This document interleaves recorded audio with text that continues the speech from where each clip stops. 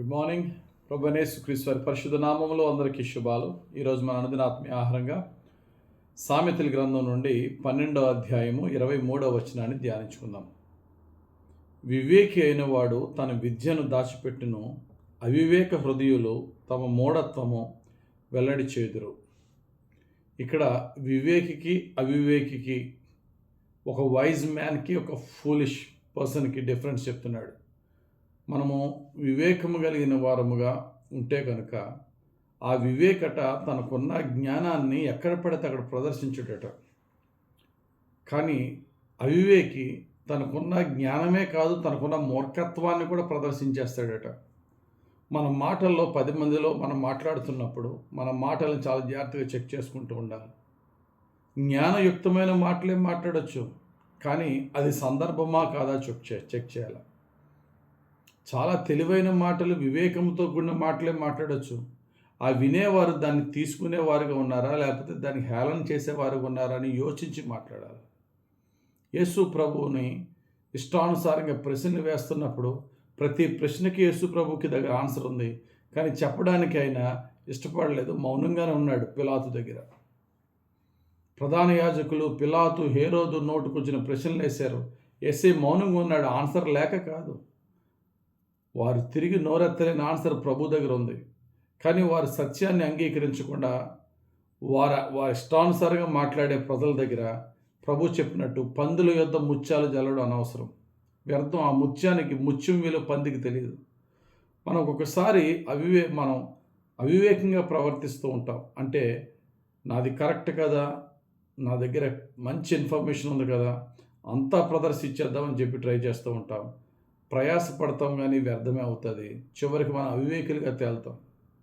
మనం నిజంగా వివేకులమైతే ఎలా ఉండాలి అనే ఆలోచన ఒకసారి చేయాలి. వివేక్ ఎలా మాట్లాడతాడు, అవివేక్ ఎలా మాట్లాడతాడు, బైబిల్లో కొన్ని ఉదాహరణలు చూద్దాం. బైబిల్ గ్రంథంలో మోషే తెలియని వ్యక్తి ఎవరు లేరు. ఎవరండి మోషే అనేది మనం చూస్తే, అతని యొక్క టాలెంట్ ఏంటంటే అని చూస్తే, మోషే గారి గురించి క్రొత్త నిబంధన గ్రంథంలో చాలా చక్కగా రాయబడి ఉంది. అపోస్తుల కార్యములు 7వ అధ్యాయం 22వ వచనంలో మోషే ఎవరట? ఐగుప్తీల సకల విద్యలను అభ్యసించి మాటల యందును కార్యములందును ప్రవీణుడై ఉండేను అన్నాడు. సకల విద్యలను అభ్యసించిన వాడు, ఒక స్కాలర్, మహాజ్ఞానవంతుడు, మహా తెలివైన వాడు, మహా పాండిత్యం కలిగిన వాడు, వాటెవర్, అన్ని రంగాలలో కూడా జ్ఞానవంతుడు. కానీ అటువంటి మోషే మరొక చోట రాయబడి ఉంది, చాలా సాత్వికుడు. మోషే భూమి మీద అందరికంటే సాత్వికుడు అని సంఖ్యాకాండం 12వ అధ్యాయం 3వ వచనంలో ఉంటుంది.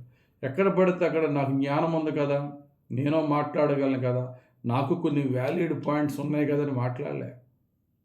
ఒక సందర్భంలో మోషే మీదకి తన అక్క, తన అన్నయ్య తిరగబడి నోటుకొచ్చినట్టు మాట్లాడుతున్న మిరియాము, అహరోనులతో మోషే వాదించలేదట. మోషే మౌనంగా ఉన్నాడట. దేవుడే వారిని గద్దించాడు. అంటే ఇక్కడ అర్థం ఏంటంటే, నిజంగా జ్ఞాని అయిన వాడు, నిజంగా వివేకైన వాడు చాలా చోట్ల మౌనంగానే ఉంటాడు. యేసు ప్రభు మౌనంగానే ఉన్నాడు. భక్తుడైనటువంటి నెహెమ్యా చాలా తెలివైన వాడు. ఒక బానిస దేశంలో రాజుకి పర్సనల్ సెక్రటరీ అంటే చక్రవర్తికి సాధారణంగా ప్రధానమంత్రులు పర్సనల్ సెక్రటరీస్ ఎవరు ఉంటారండి? సీనియర్ మోస్ట్ ఐఏఎస్లు ఉంటారు. అంత జ్ఞానవంతుడు. డిప్యుటేషన్ మీద యోదయ ప్రాంతంలో యెరూషలేము చుట్టూ గోడ కట్టడానికి వచ్చినప్పుడటండి ఎంత వివేకముతో ఆయన ప్రవర్తించాడంటే, తన హృదయంలో దేవుడు తనకిచ్చిన ఆలోచనని ఎవ్వరికీ రివీల్ చేయకుండా అందరితో కలిసి తిరిగాడు కొన్ని రోజులు. నెహెమ్యా గ్రంథం 2వ అధ్యాయం 12వ వచనంలో 2వ లైన్లో ఉంటుంది, దేవుడు నా హృదయమందు పుట్టించిన ఆలోచన నేను ఎవరితోనైనా చెప్పలేదు. వివేకము కలిగిన వాని ఆలోచన లక్షణాలు అది. మనకి ఏదన్నా ఒక మంచి థాట్ ఉన్నదంటే, ఆలోచన ఉన్నదంటే, లేక ఏదన్నా ఒక ప్లాన్ ఉన్నదంటే, అది ఇంకా ఏం అకాంప్లిష్ అవ్వకముందే మనం డబ్బా కొట్టేసుకుంటూ ఉంటాం. అదే 2వ అధ్యాయం 16వ వచనంలో నెహెమ్యా అంటాడు, అయితే నేను ఎచ్చటికి వెళ్ళినది, ఏమి చేసినది అధికారులకు తెలియలేదు. యూదులకే కానీ, యాజకులకే కానీ, యజమానులకే కానీ, అధికారులకే కానీ, పనిచే ఇతరమైన వారికే కానీ నేను ఆ సంగతి చెప్పి ఉండలేదు.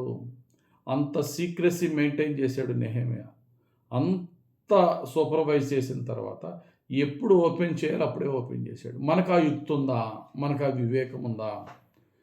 మనము మంచి జ్ఞానవంతులు అయినప్పటికీ వివేకం లేకపోతే మన జ్ఞానం వేస్ట్ అయిపోద్ది. బైబిల్లో కొంతమంది అవివేకులు ఉన్నారు. ఆ అవివేకులు మాటలతోనే నాశనం అయిపోయారు. నాబాల్ అనేవాడు ఉన్నాడు, చాలా రిచ్ మ్యాన్, అబిగయీలు భర్త.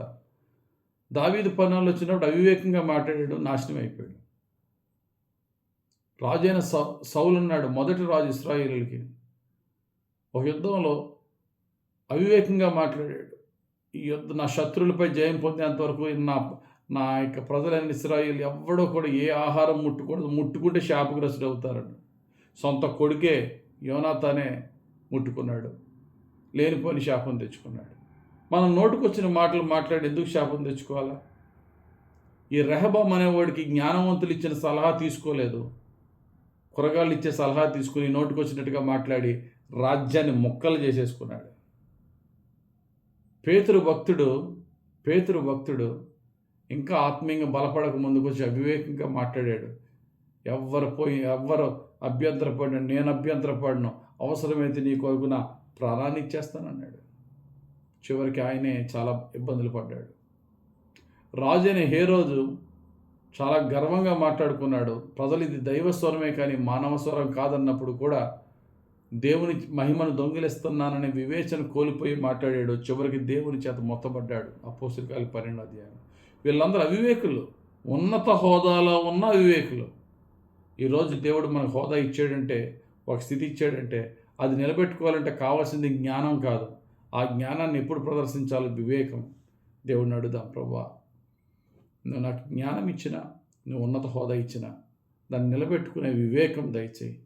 ఎంతవరకు మాట్లాడాలి, ఎంతవరకు మాట్లాడకూడదు, ఎవరి దగ్గర ఏది మాట్లాడాలి, ఏది మాట్లాడకూడదో వివేకంతో నేను నడవాలి తప్ప నా స్వబుద్ధిని ఆధారం చేసుకోకుండా కంగారు పడిపోయి ప్రవర్తించి లేనిపోయిన కష్టాలు తెచ్చుకోకుండా నన్ను నడిపించి ప్రభు అని దేవుడిని అడుగుదాం. దేవుడు ఈ వాక్యం ద్వారా మన జీవితాన్ని మనమే ఆలోచన చేసి, అది సొంత వారైనా బయట వారైనా ఎంతవరకు మాట్లాడాలో అంతవరకే మాట్లాడి, దేవుని కార్యాలు ఎప్పుడు రివీల్ అవుతాయి అప్పటి వరకు ఓర్పు సహనం కలిగి ఉంటే దేవుని మహిమగల కార్యాలు సమృద్ధిగా మనం అనుభవించగలం. అట్టి పరిశుద్ధాత్మ నడిపింపు కృప పరిశుద్ధాత్మని మనకు అనుగ్రహించునుగాక. ఆమె.